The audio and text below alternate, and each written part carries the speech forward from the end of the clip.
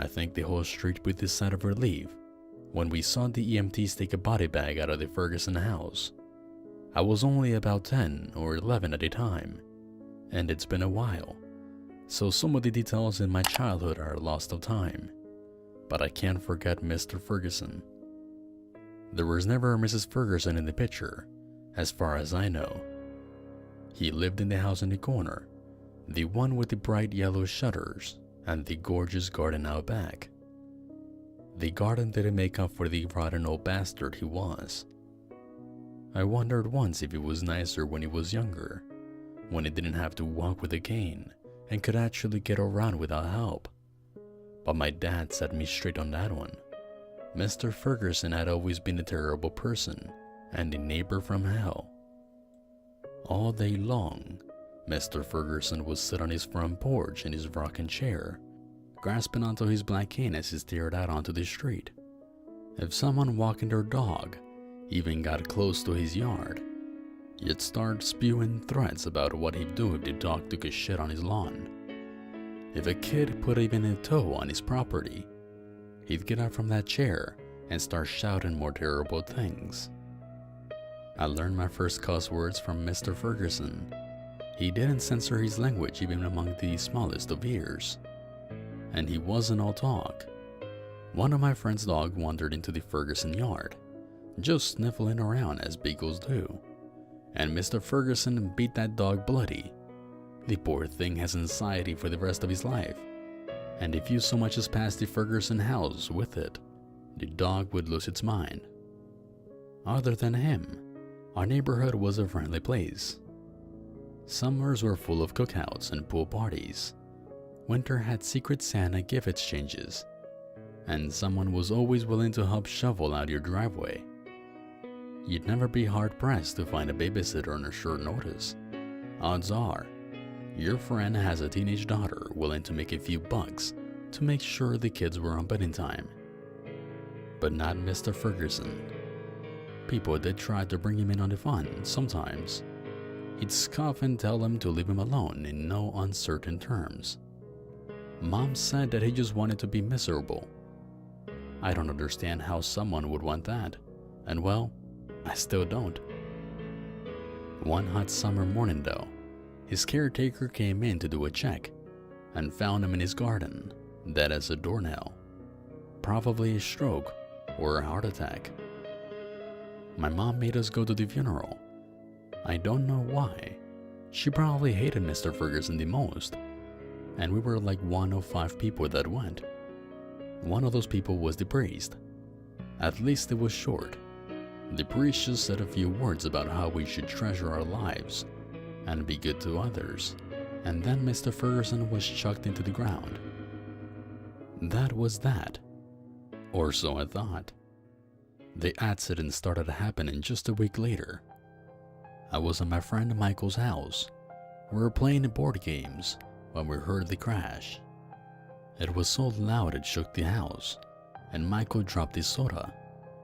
Root beer spilled onto the carpet as we tried to figure out what that sound was for a second. Then we heard his dad screaming bloody murder. Forgetting completely about the spilled soda, we ran out to the garage where he'd been working on changing the oil in the car. Michael's dad was pinned by the car against the garage door, face white as a sheet as his head lay to the side.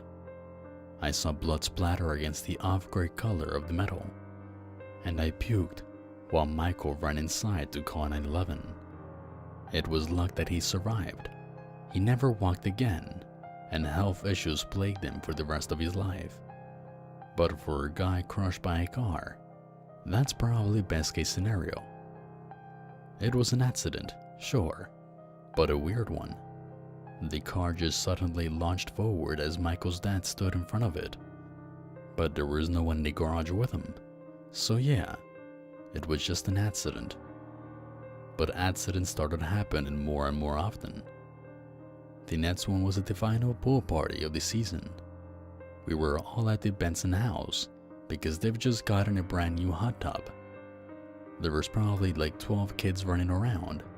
The sun was shining. The barbecue was sizzling. I had just gotten out of the pool to grab a lemonade and was chatting with Annie when I heard a pop. Miss Benson and her friends had been relaxing in the hot tub, making jokes and laughing until they pop.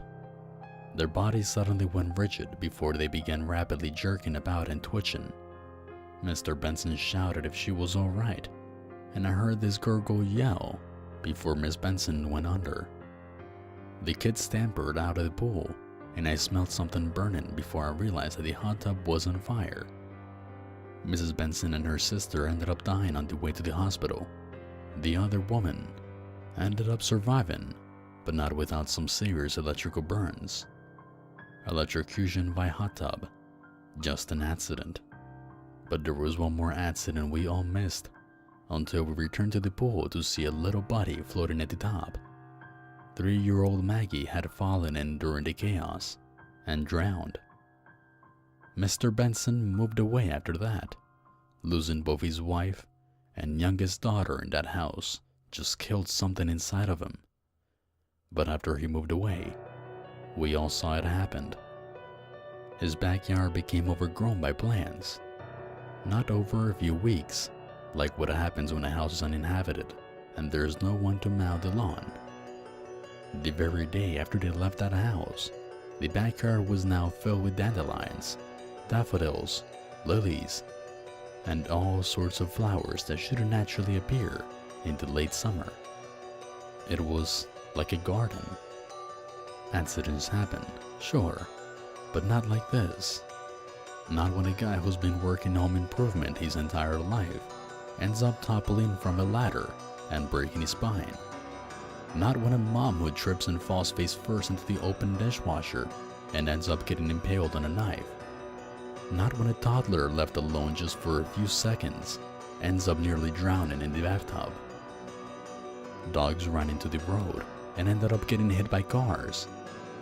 Kids fell from their bunk beds and cracked their heads like eggshells on their dressers. Teenagers got into fatal car wrecks. It was a mess. 2 other families ended up leaving our neighborhood, and their yards had the same fate as the Bensons, completely grown over, a morbid beauty.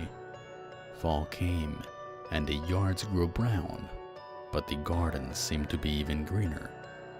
The whisper started about a ghost that was such a miserable old bastard in life, and was now a nasty poltergeist in death.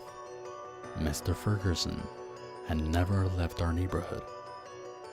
It all came to a head when a tree was struck by lightning and a large tree limb crashed into our living room.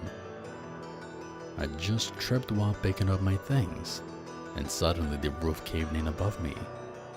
I was lucky I was on the ground. If I'd been standing, well, I'd probably not be telling you this story. 2 nights later, my mom woke me up. She looked grim. "Come on, we're going to see Mr. Ferguson."